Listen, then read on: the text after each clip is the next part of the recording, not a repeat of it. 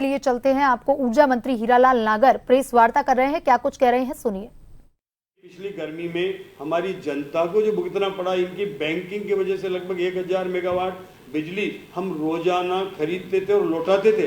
वो 1000 का हमारा अगर शॉर्टेज नहीं होता तो शायद उस गर्मी में भी हम पर्याप्त मात्रा में लोगों को बिजली दे पाते और उतनी परेशानी नहीं होती।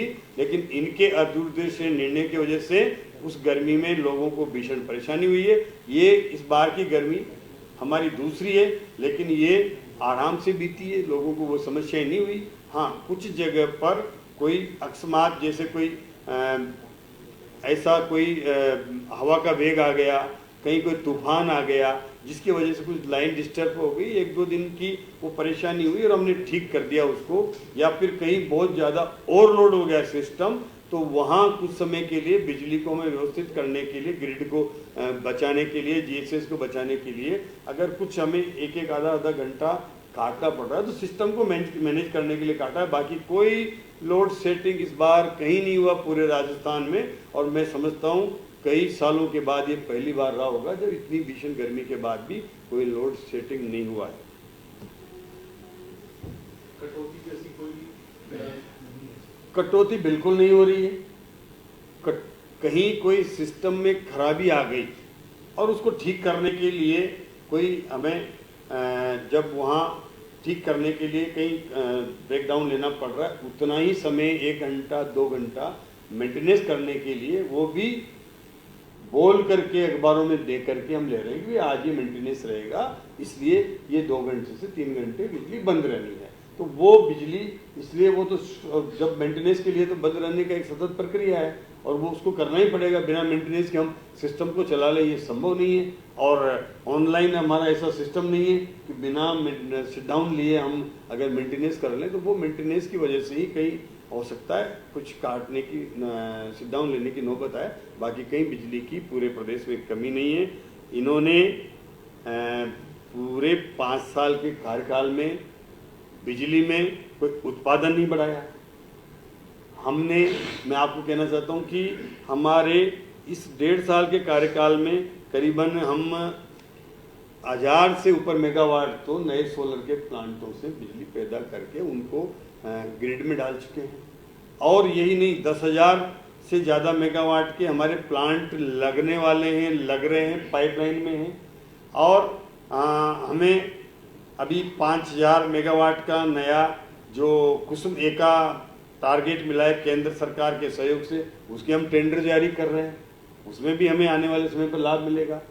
बहुत जल्दी आपको ये खुशखबरी मिलेगी कि लगभग 4000 मेगावाट का हमें बैटरी स्टोरेज भी केंद्र से स्वीकृत होने की प्रक्रिया में है, वो भी हमें मिलेगा। तो उसके भी टेंडर होंगे और उससे भी आम जन को लाभ मिलेगा। और जो बैटरी स्टोरेज है ये आने वाले समय में गेम चेंजर होगा, जो हमारा पीक आवर्स है उसके लिए। इस पर हमारी बहुत फोकस है, क्योंकि हम अगर सबसे ज़्यादा उत्पादन करके और तुरंत उपभोक्ता तक राहत पहुंचा सकते हैं तो बैटरी स्टोरेज है जो हम 1 साल से 1.5 साल से 2 साल के अंदर उसको प्रोडक्शन में ला सकते हैं। सर, आप कह रहे हैं सरप्लस बिजली की बात, पूर्व सरकार में सरप्लस बिजली की बात कही गई है, लेकिन अगर बात करें सिस्टम की तो सिस्टम अभी भी उस अनुरूप तैयार नहीं हो पाया है। ये आप खुद भी स्वीकार रहे हैं। पिछले 5 सालों की बात करें तो उस सिस्टम को अपग्रेड करने के लिए कुछ विचार नहीं किया गया।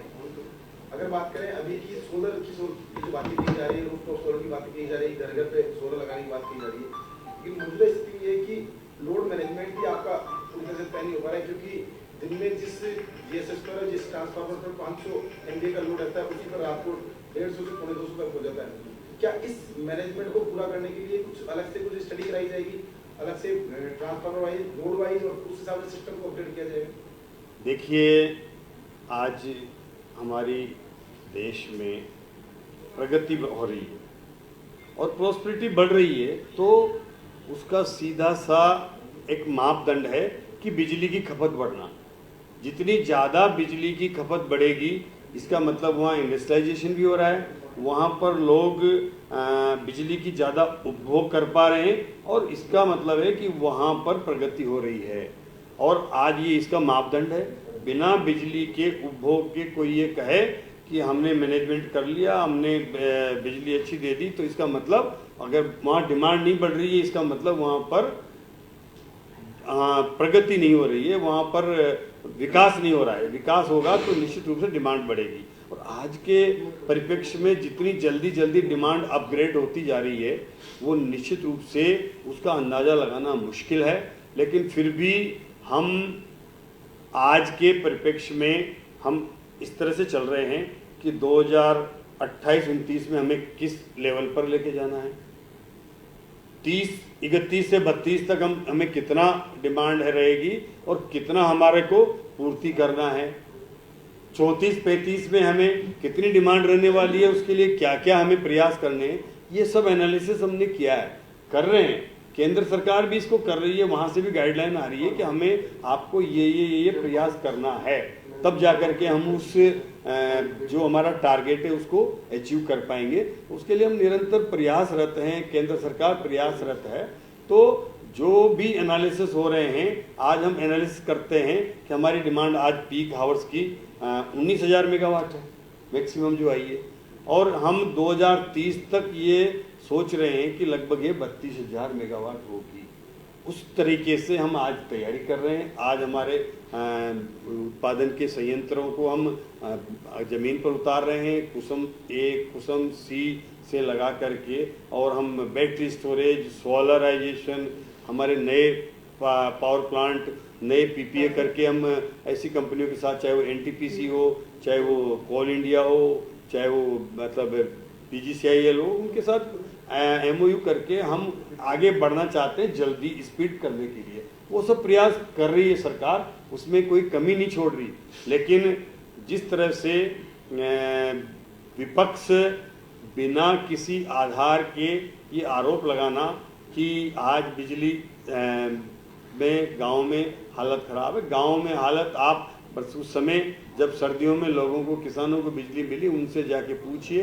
मैं मीडिया के भाइयों से भी कहूँगा कि आप किसानों को पूछिए कि उस समय उनको कितनी हंसी खुशी, वो अच्छी फसल आई, तो उसका नतीजा था कि हमने उस समय अच्छी तरह से किसानों को बिजली दी है, और ये परिणाम ज़मीन पर उतारा है। तो निश्चित रूप से, और हमारा आज हम सब ये कहें तो सबसे ज़्यादा अगर कोई रोजगार देने वाला कोई सेक्टर है तो हमारा कृषि है। कृषि को ही पहली प्राथमिकता हम दे रहे हैं कि कृषि में ज़्यादा से ज़्यादा हमारा उत्पादन भी बढ़े, ज़्यादा रोजगार भी हो, और वहाँ की किसानों की आय भी बढ़े। सर, एक पॉलिटिकल सवाल, कल एक तस्वीर आई अशोक गहलोत, सचिन पायलट की मुलाकात की, कांग्रेसी बड़े खुश है कार्यकर्ता कि सब कुछ ठीक हो गया है। तो भाजपा के पास एक बड़ा मुद्दा था उनकी गुटबाजी को लेकर, तो ये माने कि कांग्रेस अब से राजस्थान में जो गुटबाजी थी वो खत्म करने की दिशा में बढ़ रही? देखिए, ये जो दिखावे की हंसी है, ये हाथ मिलाने की जो राजनीति है, ये कब तक चलेगी ये आपने पहले भी देखा है, और कब इनका बम ब्लास्ट हो जाए, कब इनका गब्बारा फूट जाए, कोई हम कह नहीं सकते। इनके मन में एक दूसरे के प्रति जो कड़वाहट है वो मीडिया के सामने आई है, आम जन के सामने आई है।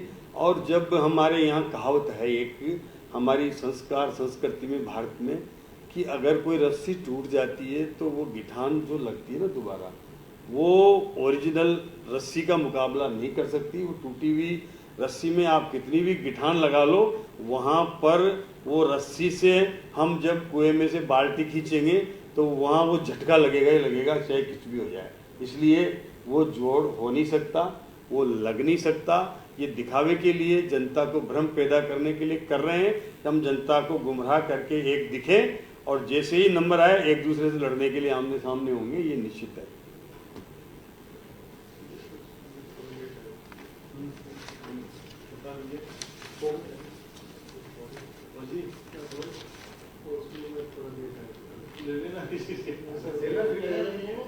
ये तो ले लेंगे।